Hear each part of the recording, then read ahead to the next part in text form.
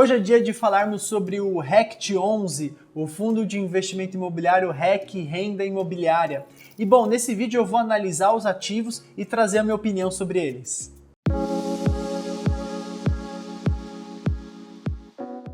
Fala pessoal, sejam bem-vindos a mais um vídeo aqui no canal da Buildings. E bom, se esse é o seu primeiro contato conosco, eu já queria te convidar a se inscrever no nosso canal e também deixar os seus comentários ao longo desse vídeo se você tem alguma dúvida ou alguma sugestão para os próximos vídeos que nós produziremos.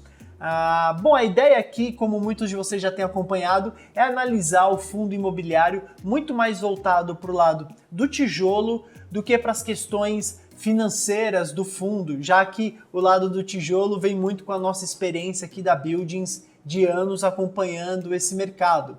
Então, sem mais delongas, indo direto para a nossa análise do RECT11, eu vou entrar aqui no Funds Explorer para a gente ver algumas informações primárias desse fundo imobiliário. Bom, a primeira informação relevante que a gente encontra aqui no Funds Explorer é o Dividend Yield de 0,72%, que é um dividend yield bom e mostra também um pouco da proposta do FII, que é uma proposta de geração de renda, de ser um bom pagador de dividendos, tá? Vamos continuar aqui descendo, a gente tem o gráfico de cotações, as informações básicas, o histórico de dividendos, a gente viu que do último mês para cá teve uma queda nesses pagamentos. E aí a gente consegue, já chegamos nessa parte dos ativos do RECT11, que são 7 ativos distribuídos em 4 estados, entre Distrito Federal, Paraná, Rio de Janeiro e São Paulo. Aqui está a localização desses ativos, a relação desses ativos, que também a gente vai olhar daqui a pouco no CRTU para poder ver com um pouquinho mais de detalhe. E a vacância do RECT11 é uma vacância aqui em 10%, 9,7%, tá? Então, bom, uma primeira informação que acho que é interessante, que o fundo está pagando 0,72 de yield com ainda 10%, ou seja, ele tem um potencial de melhorar esse dividendo nos próximos meses, assim que esses 10% forem absorvidos, novos contratos forem feitos, tá? Vamos olhar aqui o relatório do RECT11, o relatório gerencial, para a gente pegar algumas informações a mais.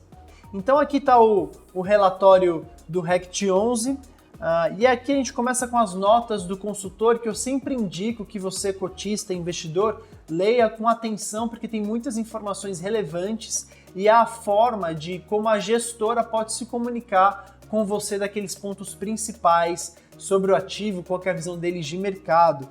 Então tem 2 pontos aqui que eu queria trazer para a atenção de vocês, que a primeira é que a Promon Logicalis, a empresa locatária do 18º andar da Torre Norte do Canopus Corporate, em Barueri, informou ao fundo sua intenção de devolver um andar, cuja metragem é de 1.000 metros. O fundo está em tratativas para formalizar essa devolução, que deverá respeitar o aviso prévio e multa de rescisão estipulados no contrato de locação. Tá? E também o segundo ponto, que o fundo informa que a Meso Assessoria, empresa locatária do 20º andar da Torre Sul, do mesmo edifício do Canopus, a outra torre, encontra-se inadimplente. Então são informações importantes para você, acionista, acompanhar e saber por que o dividend caiu. Lembra que a gente acabou de falar, teve uma queda aqui do mês passado para esse, provavelmente pode ser por conta dessa inadimplência. E aí a gente seguindo aqui no relatório, a gente vê que tem aqui nessa parte de evento subsequente, que é o Banco do Brasil, locatário no edifício Corporate Miliano em Curitiba, informou ao fundo sua intenção de devolver sua área alocada, equivalente a 2.000 metros. O fundo está em tratativas para formalizar essa devolução de área, que deverá respeitar o aviso prévio de 3 meses e multa de rescisão estipulados no contrato de locação. Então, se você está acompanhando esse vídeo, eu até falei um pouco mais sobre isso no vídeo que a gente gravou sobre o VINO 11, que o prazo de contrato é algo importante de vocês acompanharem, monitorarem, mas que não é uma certeza de que aquele inquilino ficará até esse prazo. Como a gente está vendo nesse caso do RECT, existem válvulas para que o inquilino possa devolver aquele espaço no meio do contrato de locação. Então é só uma ressalva que se faz, porque é importante que o fundo planeje os seus contratos e quanto de mais longo prazo melhor, porque dá alguma previsibilidade de receitas, mas de igual forma não é uma garantia, pois a qualquer momento, dentro das condições dos contratos, e cada um tem a sua particularidade, o inquilino pode optar por devolver esse espaço. Tá certo? Então aqui ele tem a alocação dos ativos, 82% deles está em imóveis. E bom, aqui na página 4 eles vão começar a falar basicamente de quais são esses imóveis. E aí eu vou migrar para o Serretu para que a gente possa acompanhar por lá. Então bora! Chegando aqui no Serretu, eu vou digitar então RECT 11 nessa nossa parte de FIIs e vou abrir o RECT 11. Então aqui a gente tem lá o gráfico de cotação deles, a taxa de vacância agora em 9%, as propriedades divididas no mapa e aqui as propriedades entre corporate e office. Grande parte desse fundo está na estrutura de edifícios corporate, que são edifícios de lajes, edifícios maiores. E quando a gente clica, a gente vê que todo o portfólio deles é um portfólio de empreendimentos classe A, o que é bom, que caracteriza empreendimentos mais novos, de alto padrão, tá? E aí vamos clicar nessa parte de propriedades e olhar um a um desses imóveis. Então o primeiro imóvel que a gente encontra aqui é o Vivo Barra, que é um empreendimento que fica na Barra da Tijuca, no Rio de Janeiro, um empreendimento que está basicamente 100% ocupado pela Vivo Telefônica. Quando eu olho aqui no Serretu, numa parte de contatos, a informação que a gente tem é que a Vivo está sublocando um andar ou um espaço desse segundo andar de 1.500 metros, então por isso que ele aparece ofertado, ou seja, disponível para uma sublocação. Tá? Então, sem grandes segredos nesse imóvel do Vivo Barra. E aí a gente vem para basicamente 3 imóveis aqui que eu queria, na verdade 4, comentar com vocês, que são os imóveis que eles têm na região de Alphaville, que são as 2 torres do Canopus, mais o Evolution Corporate e o Complexo Madeira, todos eles na região de Alphaville, tá?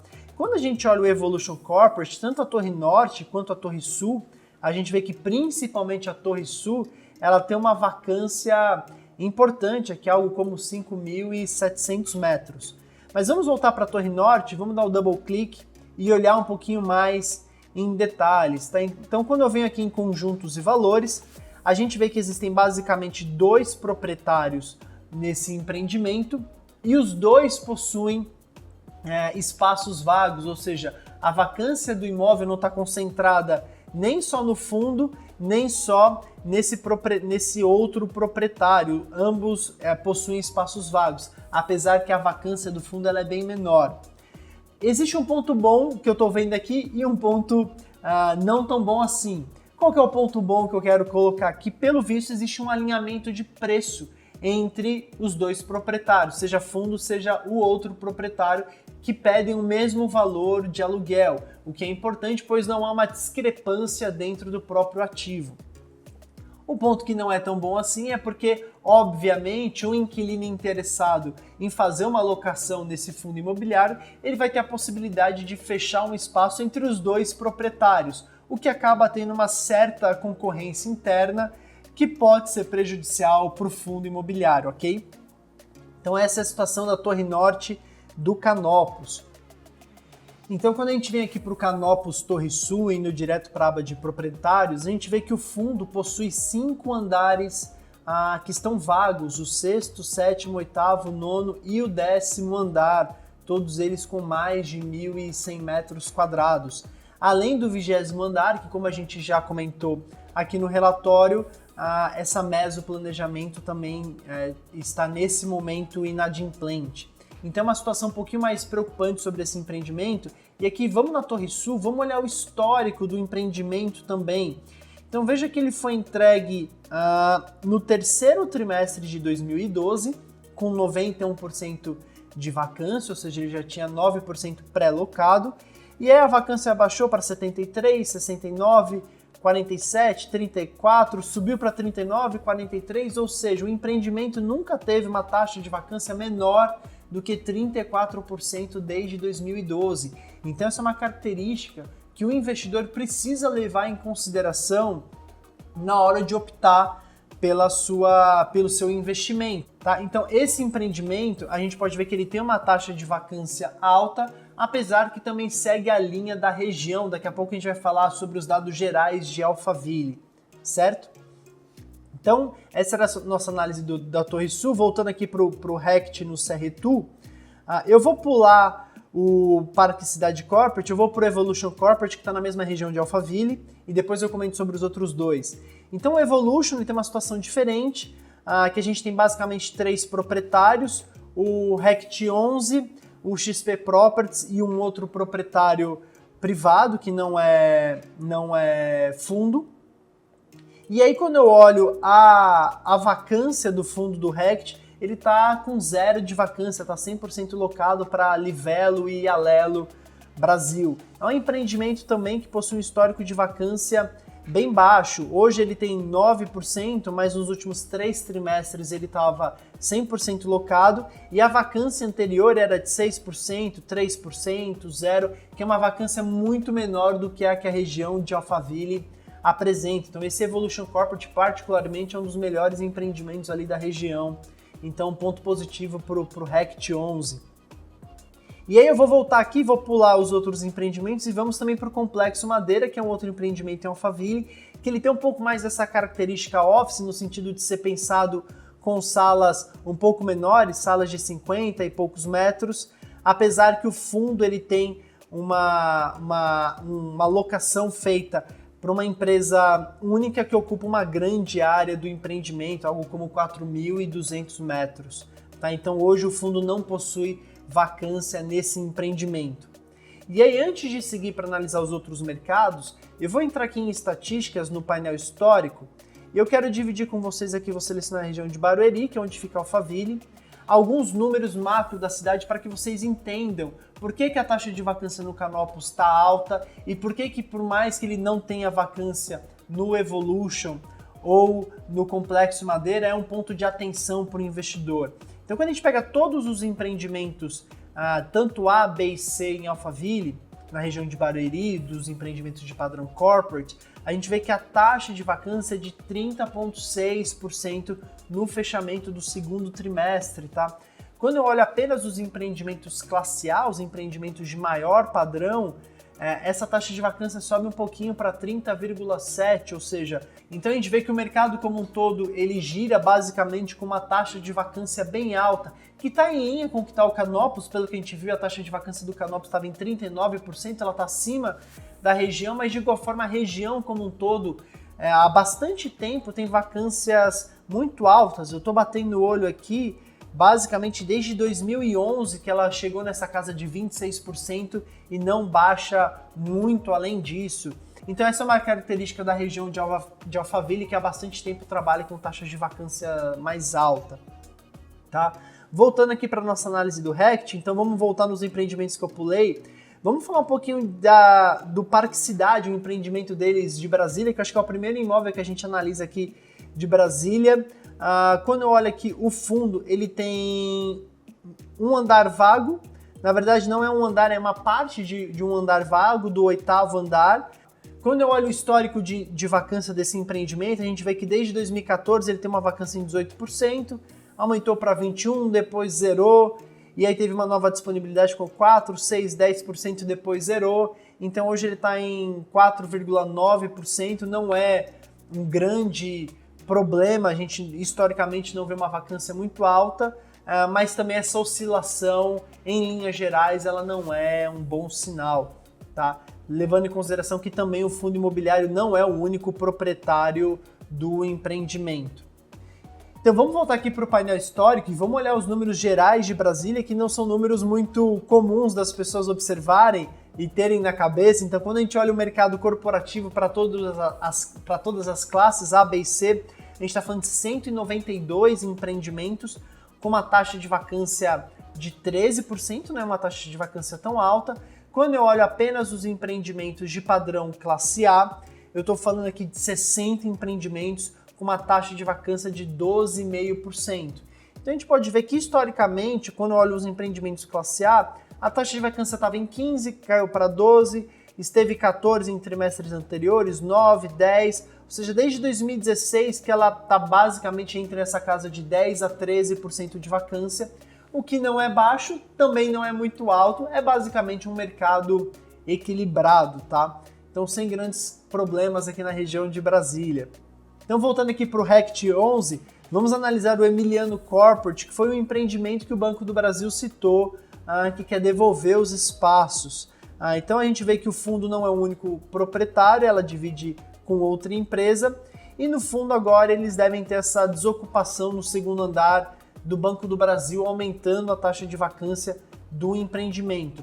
Quando eu olho esse empreendimento historicamente, ele tem desde 2014 uma vacância na casa de 55%, que era alta, depois ele rodou alguns trimestres 100% ocupado, e desde 2017 que ele tem 14% de vacância, e aparentemente essa vacância não vai embora, ou seja, já tem 3 anos que o empreendimento apresenta espaços vagos e que não conseguem ser repostos, o que nos indica um problema para a gestora com essa disponibilidade do Banco do Brasil, que deve vir por conta desse comunicado, de repor o inquilino.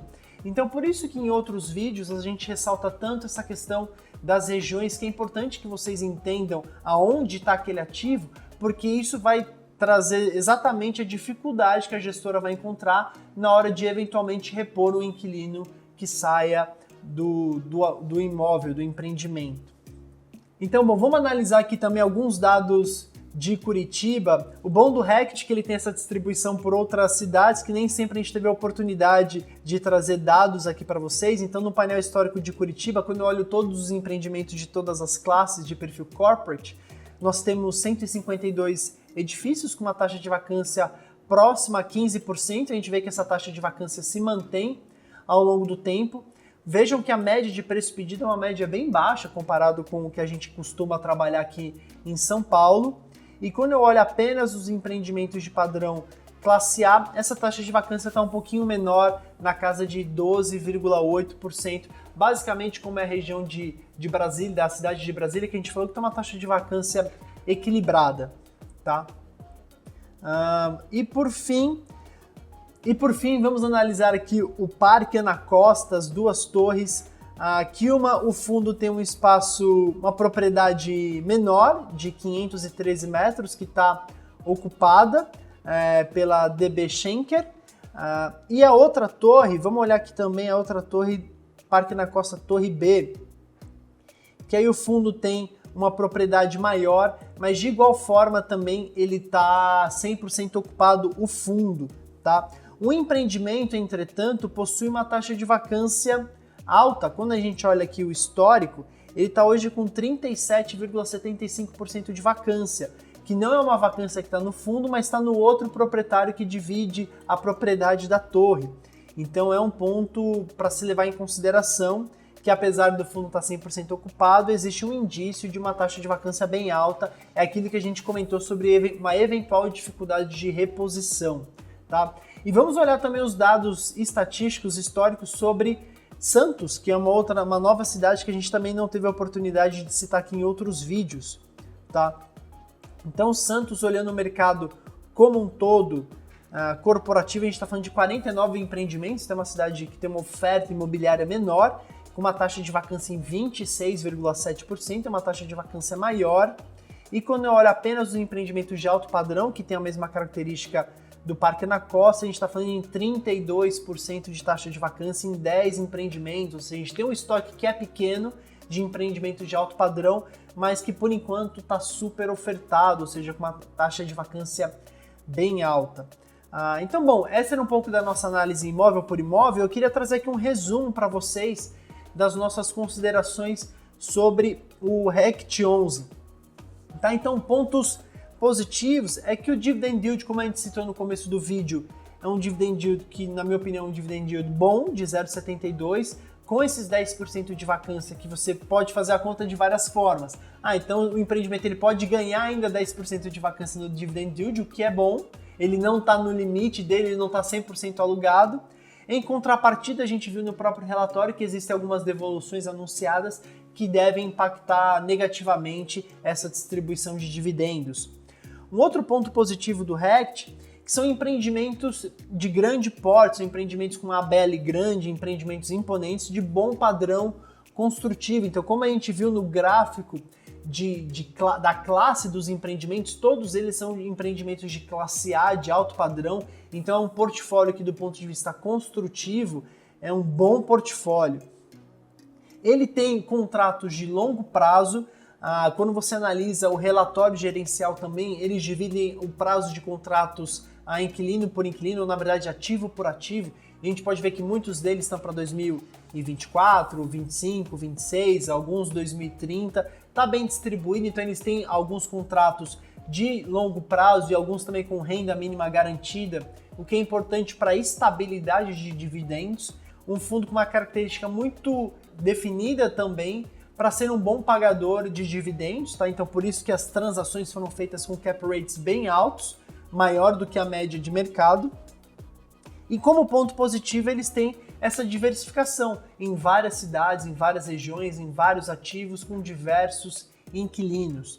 Agora os pontos de atenção para o investidor, que parte deles eu já comentei, na verdade eu diria que todos, e acabam se resumindo em que o primeiro ponto são regiões com alta taxa de vacância nesse momento e regiões também com um alto histórico de vacância, ou seja, a taxa de vacância em Alphaville hoje ela é alta e também ela é alta quando a gente olha o histórico. Curitiba, Santos, Brasília, que são regiões que ele tem exposição, não tem uma taxa de vacância baixa, também não é muito alta, mas historicamente é uma taxa de vacância que está sempre acima de 10%.